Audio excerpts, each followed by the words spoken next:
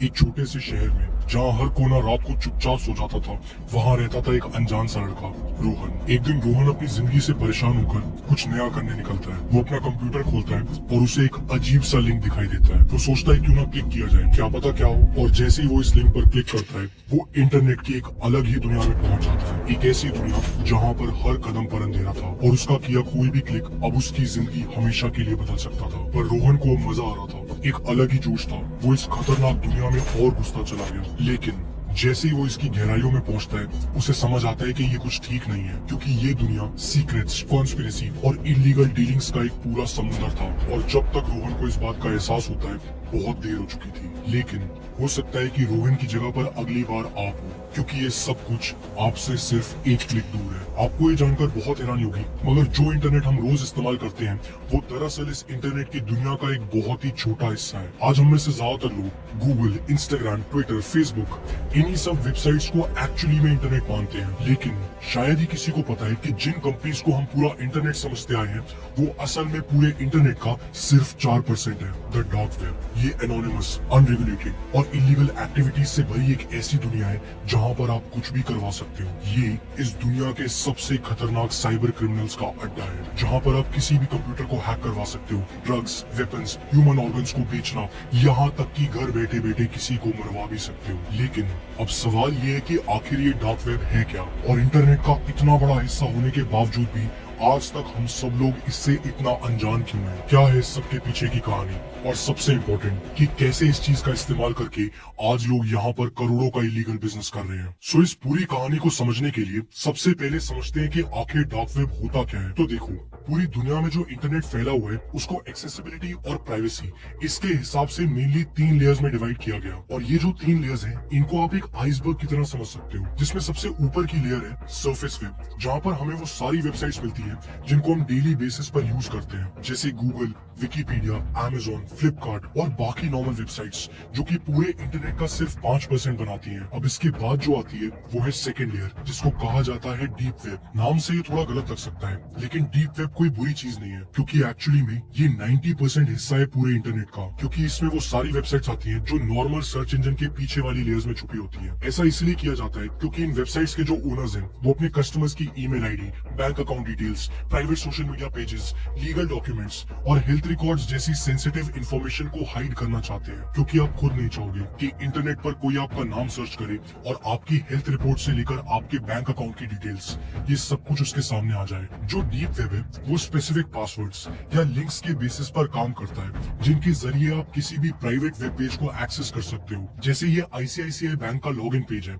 अब इसके web page को एक्सेस मैं तभी कर पाऊंगा जब मैं यहाँ पर आईडी और पासवर्ड डालूंगा। अगर समझने में थोड़ा कॉम्प्लेक्स लग रहा है, तो आपके लिए इसको और आसान बनाते हैं। आप में से सबने नेटफ्लिक्स या अमेजॉन प्राइम तो यूज किया ही होगा, क्योंकि दरअसल ये वेबसाइट्स भी ना डीप वेब का ही पार्ट है, क्योंकि यहाँ पर आप इनको तभी चला सकते हो जब आप यूजर आईडी और पासवर्ड डालोगे। इसीलिए अगर ध्यान से समझा जाए तो डीप वेब कोई बुरी चीज नहीं है, उल्टा ये एक सही चीज है, क्योंकि ये आपकी सेंसिटिव इंफॉर्मेशन को प्रोटेक्ट करके रखता है। लेकिन इसके बाद जो तीसरी लेयर आती है वो है डार्क वेब, डीप वेब के बिल्कुल नीचे, जो कि इस आइसबर्ग का सबसे लोएस्ट पॉइंट है, जहां पर इस दुनिया का सबसे खतरनाक सच छुपा हुआ है। अब ये हिस्सा वैसे तो पूरे इंटरनेट का सिर्फ 5% है, मगर इसके बावजूद भी ये इस दुनिया की सबसे खतरनाक चीज है। जो डार्क वेब है, वहाँ पर सारी वेबसाइट्स की कोड इंक्रिप्टेड होती है, जिनको आप गूगल क्रोम या सफारी जैसे नॉर्मल ब्राउजर से कभी एक्सेस नहीं कर पाओगे। अब कुछ लोग तो इस दुनिया का इस्तेमाल सिर्फ अपनी आइडेंटिटी को छुपाकर और अपनी ऑनलाइन प्राइवेसी को प्रोटेक्ट करने के लिए करते हैं,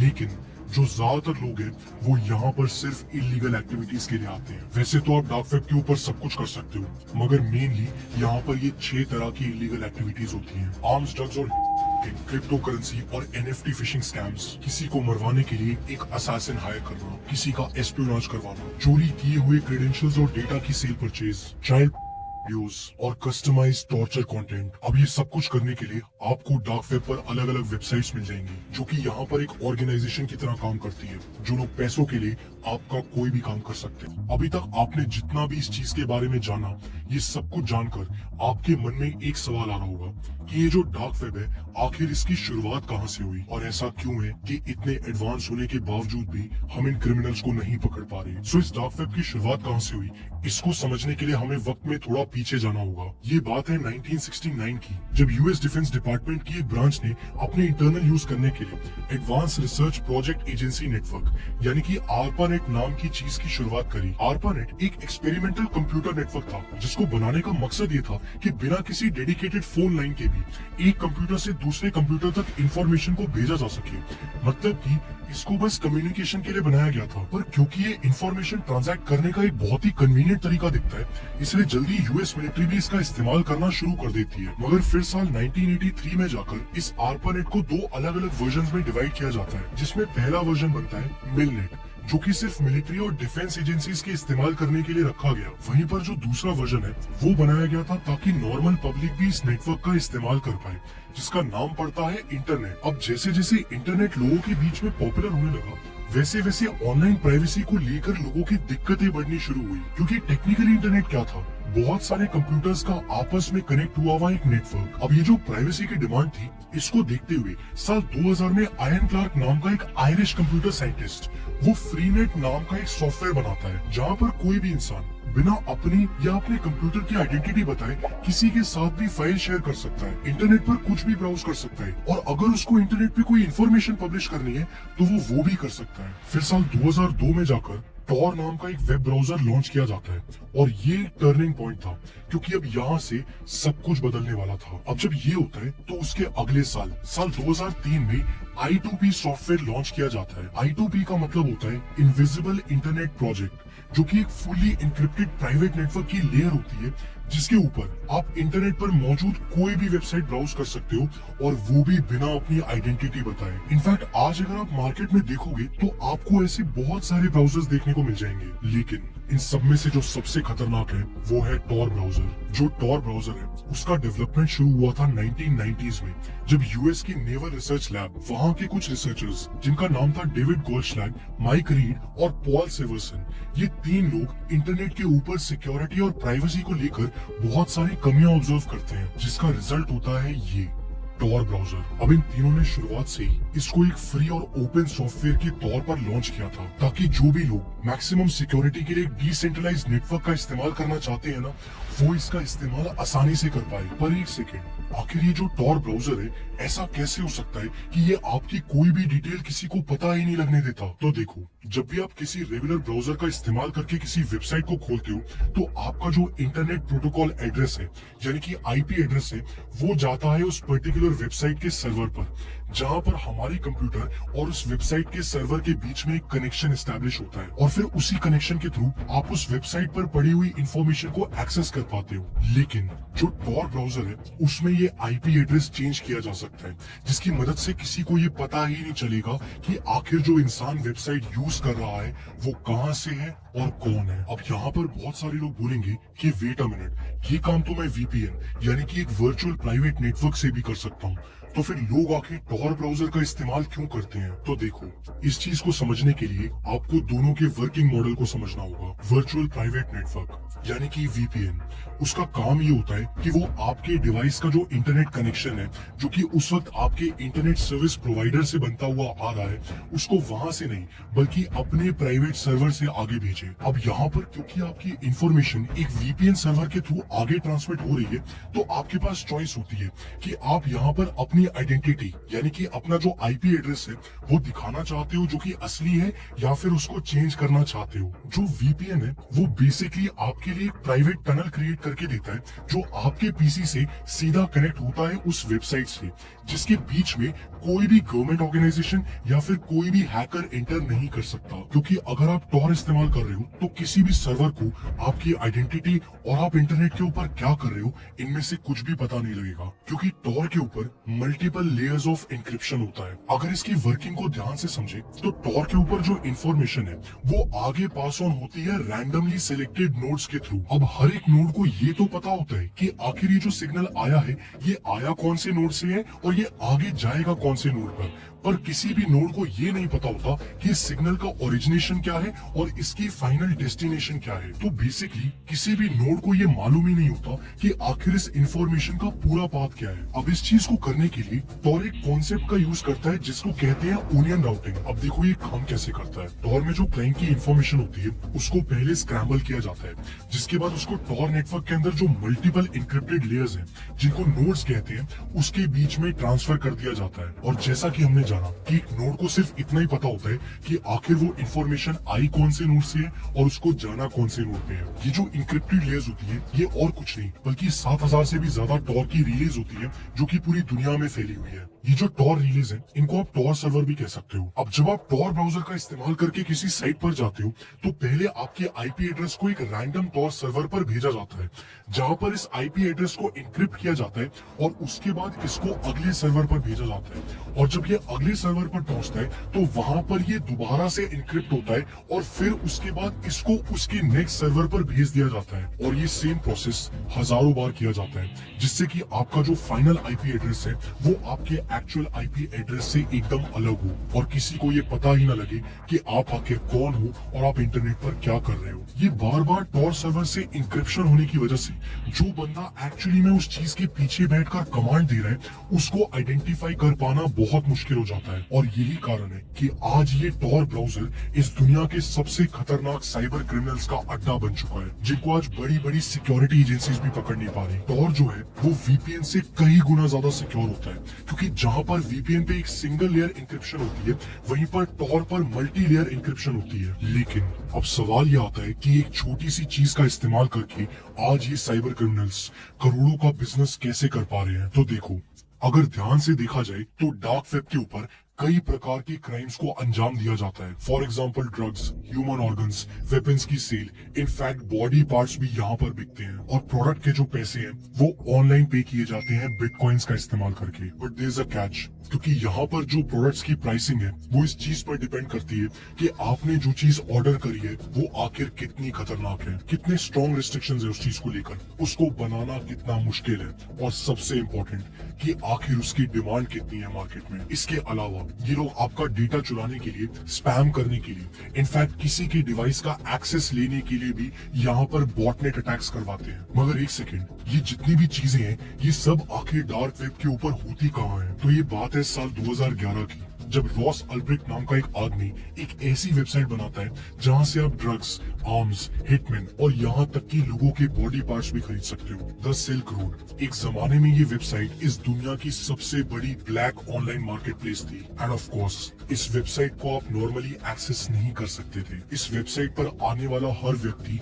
टॉर ब्राउजर का इस्तेमाल करता था। रिकॉर्डेड फ्यूचर, जो कि एक US based cyber security company है, उसका ये कहना है कि बॉटनेट ऑपरेशन का जो आरओआई है यानी कि रिटर्न ऑन इन्वेस्टमेंट है वो 400 से 600% तक होता है। यानी कि अगर आप किसी का डेटा चुराने के लिए 1 लाख रुपए खर्च करते हो तो आप उसका इस्तेमाल करके करीब 4 से 6 लाख रुपए तक कमा सकते हो। अब यहाँ पर आप में से बहुत सारे लोग सोच रहे होंगे कि आखिर डेटा चुराने में कैसा आरओआई? आरओआई तो तब होता है ना जब आप कोई इन्वेस्टमेंट करते हो। हैकिंग में कैसी इन्वेस्टमेंट? यहाँ पर तो सारा काम एक लैपटॉप से हो जाता है। वेल, बिल्कुल भी नहीं। मूवीज में ऐसा हो सकता है मगर असली दुनिया में ऐसा नहीं होता है, क्योंकि जब आप एक्चुअल में इस चीज को करने जाओगे तो आपको एक पूरे सिस्टम, एक पूरे सेटअप की जरूरत पड़ेगी जहां पर आपके पास एडवांस्ड हार्डवेयर से लेकर एडवांस्ड मैलवेयर, ये सारी चीजें हैं। रिकॉर्डेड फ्यूचर की रिसर्च का ये कहना है कि बैंकिंग मैलवेयर इस दुनिया का सबसे कॉम्प्लेक्स और सबसे महंगा क्रिमिनल प्रोडक्ट है। और आपको ये जानकर बहुत हैरानी होगी मगर डार्क वेब के ऊपर लोग डायरेक्ट और इनडायरेक्ट इन दोनों तरीकों से पैसे कमाते हैं। जैसे डायरेक्ट तरीका हुआ कि आपने किसी का बैंक अकाउंट हैक किया और वहां से पैसे निकाल लिए, लेकिन इनडायरेक्ट तरीका होता है कि आपने किसी के बैंक अकाउंट की डिटेल्स निकाली और फिर उसको डार्क वेब पर $100-200 में बेच दिया। आजकल हर बिजनेस ऑनलाइन शिफ्ट हो रहा है, ऑनलाइन ट्रांजैक्शंस का जमाना आ चुका है, जिस वजह से आज लोगों का सारा डेटा इंटरनेट पर है। ये एक बहुत बड़ा कारण है कि आज कई सारी कंपनीज अपने कस्टमर्स की डेटा सिक्योरिटी को लेकर, प्राइवेसी को लेकर बहुत पैसा खर्च कर रही है। अब ऐसा करने से होता ही है कि हैकर्स को अगर लोगों की इंफॉर्मेशन चुरानी हो तो उनको एक बहुत ही एक्सपेंसिव मैलवेयर का इस्तेमाल करना पड़ेगा, जो करने की वजह से अधिकतर केसेस में उनका जो रिटर्न ऑन इन्वेस्टमेंट है वो काफी कम हो जाता है।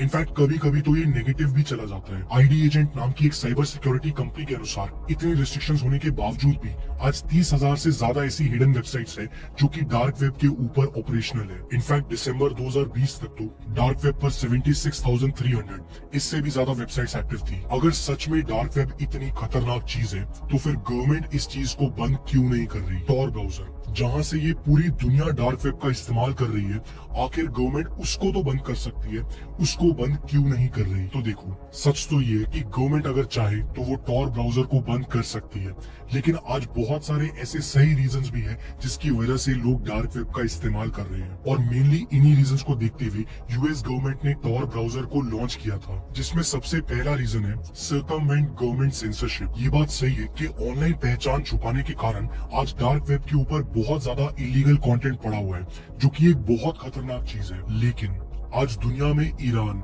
चाइना, नॉर्थ कोरिया ऐसे कई सारे देश हैं जहां पर ऑपरेसिव गवर्नमेंट, जिन्होंने अपने देश के लोगों के ऊपर दुनिया भर की रिस्ट्रिक्शंस लगा रखी है, नॉर्मल इंटरनेट यूज करने पर भी रिस्ट्रिक्शंस लगा रखी है, ये उन लोगों की काम आता है। डार्क वेब और टॉर ब्राउजर की मदद से ये लोग इंटरनेट रिस्ट्रिक्शंस को बाईपास करके इंटरनेट पर अपना मन पसंदीदा कंटेंट कंज्यूम कर पाते हैं, फेसबुक और इंस्टाग्राम इस्तेमाल कर पाते हैं, और कई सारी इंपॉर्टेंट वेबसाइट्स जिनको वैसे ये लोग एक्सेस नहीं कर पा रहे थे, वो करने की इनको परमिशन मिलती है। फिर जो सेकंड रीजन है वो है एनोनिमस कोलैबोरेशन विद जर्नलिस्ट। इस दुनिया में ऐसे कई सारे लोग हैं जो अपनी आइडेंटिटी को एनोनिमस रखते हुए जर्नलिस्ट को इंफॉर्मेशन देना चाहते हैं, और इस केस में डार्क वेब उनके बहुत काम आता है। सिक्योर ड्रॉप, जो कि एक कम्युनिकेशन सॉफ्टवेयर है, वो टॉर नेटवर्क की मदद से जर्नलिस्ट और इंफॉर्मेशन का जो सोर्स है, मतलब जहां से वो इंफॉर्मेशन आ रही है, उसके बीच में एक लिंक बनाकर देता है, जिनसे इन दोनों की आइडेंटिटीज भी छुपी हुई रहती है। और इस सब के बाद जो तीसरा रीजन है वो है use of ad free search engines. आज की डेट में जो सर्च इंजन्स है वो इस इंटरनेट की बैकबोन है, जो लोगों को जल्दी से जल्दी बहुत ही कम एफर्ट लगाकर किसी भी वेबसाइट और कहीं पर भी कोई भी इंफॉर्मेशन ढूंढकर दे पाते हैं। लेकिन इन सर्च इंजन्स पर आपको बहुत सारे एड्स देखने को मिलते हैं, जो कि अक्सर केसेस में आपको जो मेन कंटेंट है उससे डिस्ट्रैक्ट कर देते हैं, और ये एक बहुत बड़ा कारण बन जाता है लोगों के लिए कि वो ऐसे ब्राउजर्स का इस्तेमाल करें जहां पर उनको एड्स दिखाई ही ना दे। जैसे आज अगर आप देखोगे तो डक डक गो इस नाम का एक सर्च इंजन आ गया है, जहां पर आप बिना एड्स को देखे कोई भी चीज एक प्राइवेसी मेंटेन करते हुए सर्फ कर सकते हो। आपका डेटा, पता है ये इतनी ज्यादा पावरफुल चीज है कि अगर ये किसी के हाथ लग गई तो वो आपके साथ कुछ भी कर सकता है। इनफैक्ट आज बड़ी बड़ी कंपनीज आपसे आपका डेटा लेकर आखिर क्या करती है ये आपको मालूम ही नहीं है। इसका एक बहुत बड़ा एग्जांपल है पेटीएम, जो आपका, मेरा, हम सबका फाइनेंशियल डेटा लेकर कुछ ऐसा कर रही है जो आप सोच भी नहीं सकते। अगर आपको इसको डिटेल में समझना है ना तो